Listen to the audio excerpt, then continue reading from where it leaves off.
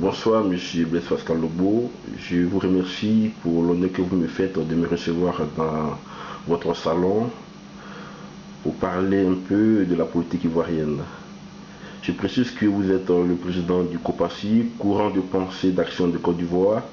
Pouvez-vous présenter aux Ivoiriens votre parti? Je vous remercie, cher monsieur, d'avoir aussi fait le déplacement jusqu'à mon domicile. Mais je pense qu'aujourd'hui, il ne s'agit pas, pendant que la Côte d'Ivoire brûle, il ne s'agit pas de présenter un parti politique, un projet de société à qui que ce soit, ou bien à un Ivoirien, ou bien à un étranger. Aujourd'hui, l'heure est au combat. Donc, vous arrivez chez moi en tant que leader d'opinion pour que vous sachiez ma position dans cette crise-là. Je pense qu'en tant que citoyen ivoirien, je suis profondément meurtri par ce qui se passe dans mon pays, par toutes ces attaques extérieures, occidentales, contre la Côte d'Ivoire. Mais en même temps, ça nous forme. Parce que c'est au sortir de cette crise-là que la Côte d'Ivoire aura son indépendance. Donc je vous remercie d'être passé. Nous ne sommes plus au stade de parti politique, nous sommes au stade d'une union fraternelle pour libérer la patrie. Le COPACI avait décidé de ne pas aller à l'élection présidentielle. Cependant, depuis le premier tour, vous êtes devenu un soutien au président Laurent Gbagbo. Alors, qu'est-ce qui explique ces différentes prises de position du COPACI? Non, mais d'abord, le président Gbagbo est un homme de gauche comme moi. Moi, je suis de la gauche. Donc, c'est d'abord un soutien idéologique. Voilà, dans un premier temps. Et nous n'avons pas, au COPACI, voulu cautionner cette élection parce qu'on avait toujours dit que cette élection ne pouvait pas nous donner la paix. Quand nous savions que c'était une élection qui s'organisait en violation de notre constitution, à son article 38, parce que le désarmement n'était pas fait. Mais aujourd'hui, vous avez vu, pendant même les élections, les rebelles ont pris des armes pour agir avec des armes à la place des urnes. Vous comprenez? Donc moi, les résultats que nous avons qui sont sortis de ces urnes dans des zones où il n'y a pas de préfet, il n'y a pas de policiers, tout ça, on n'avait même pas besoin de savoir s'il y a eu fraude ou pas. Moi, avant même les élections, je savais que c'était une élection qui n'était pas légale.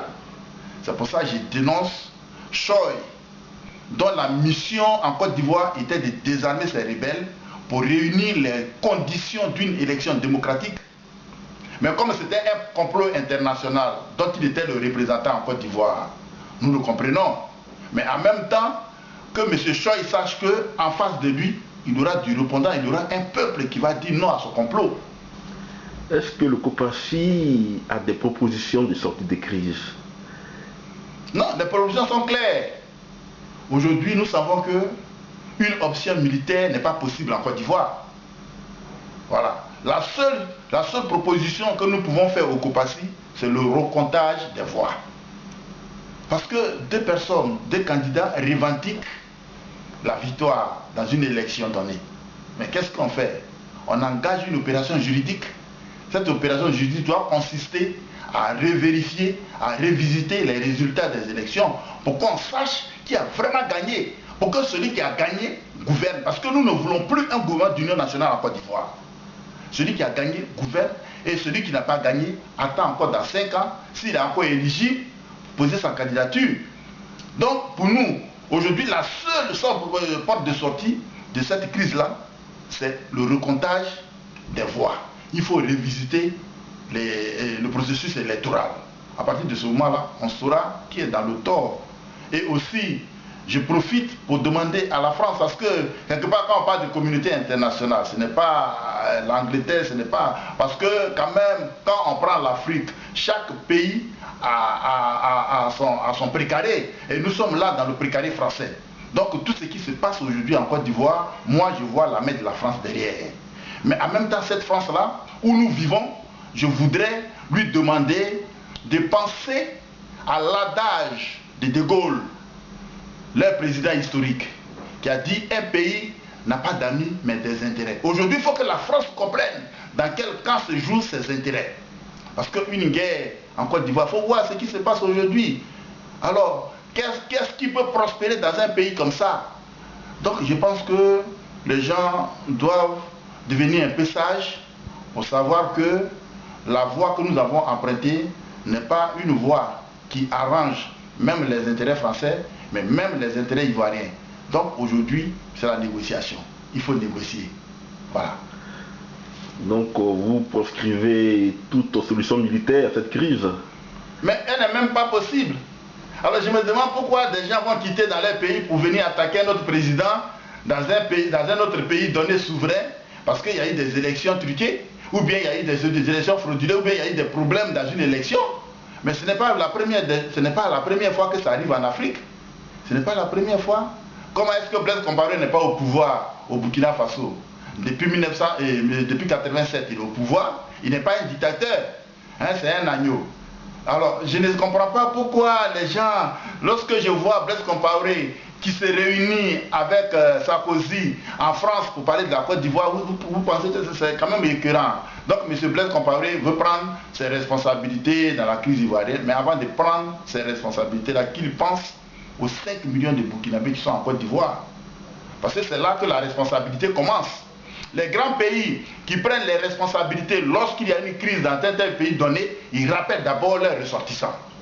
À partir de ce moment-là, on peut penser à quoi que ce soit. Mais le monsieur, bon, je ne veux pas trop m'attarder là-dessus, mais tout simplement, je peux dire qu'aujourd'hui, une guerre n'est pas possible en Côte d'Ivoire. Parce que je ne sais même pas où ils vont commencer. Et puis en plus, si une armée arrive en Côte d'Ivoire, elle retrouvera en face d'elle une autre armée, celle de la Côte d'Ivoire.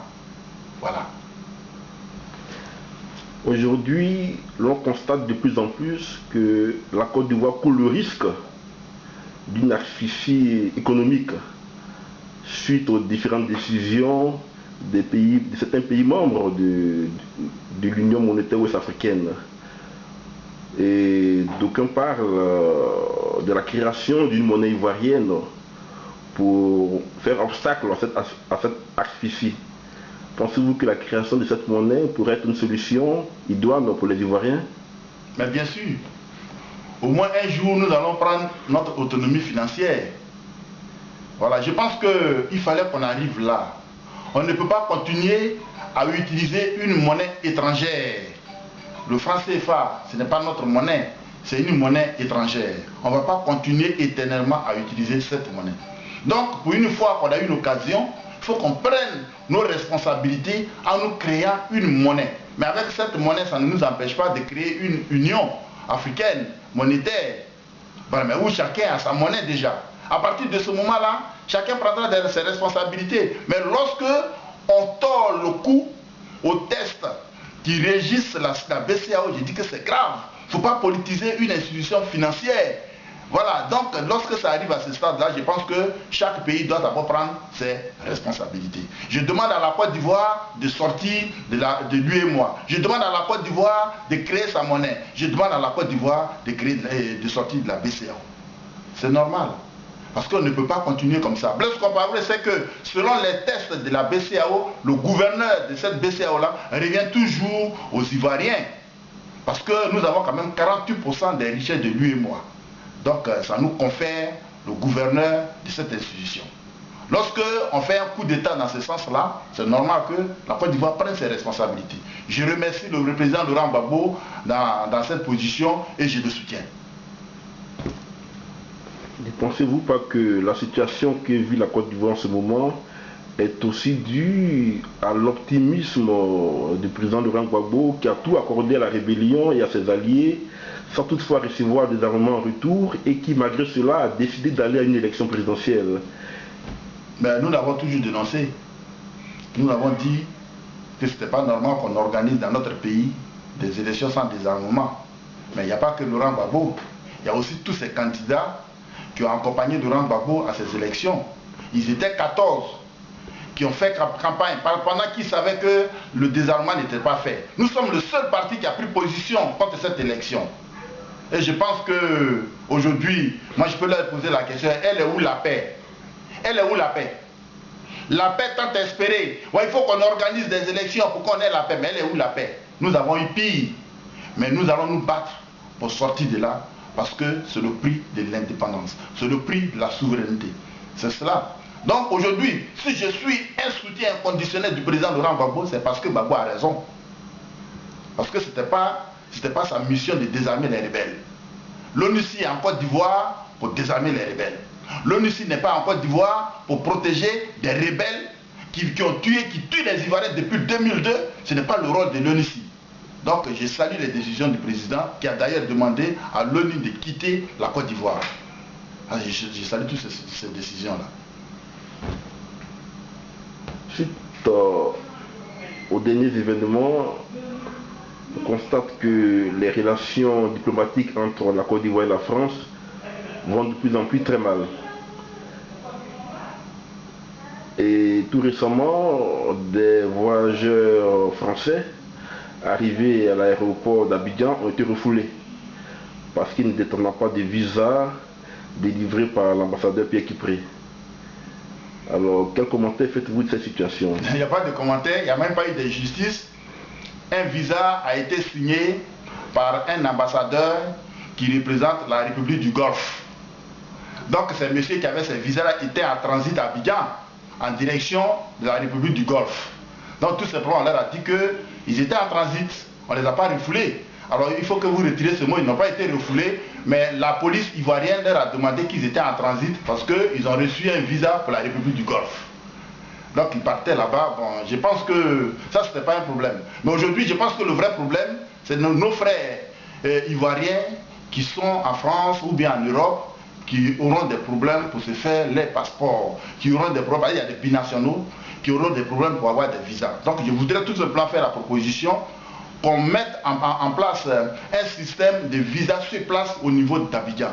Pour que nos frères, nos camarades qui ont envie de venir voir leurs parents en Côte d'Ivoire, au voyage, et payent le visa sur place à Abidjan. Pour leur permettre de faire certaines choses. Parce qu'en plus le passeport biométrique, il ne se faisait qu'en France. Donc il faut trouver un autre moyen pour que les Ivoiriens qui n'ont pas encore fait leur passeport biométrique puissent les faire. Merci, Président Lobo, pour cette interview.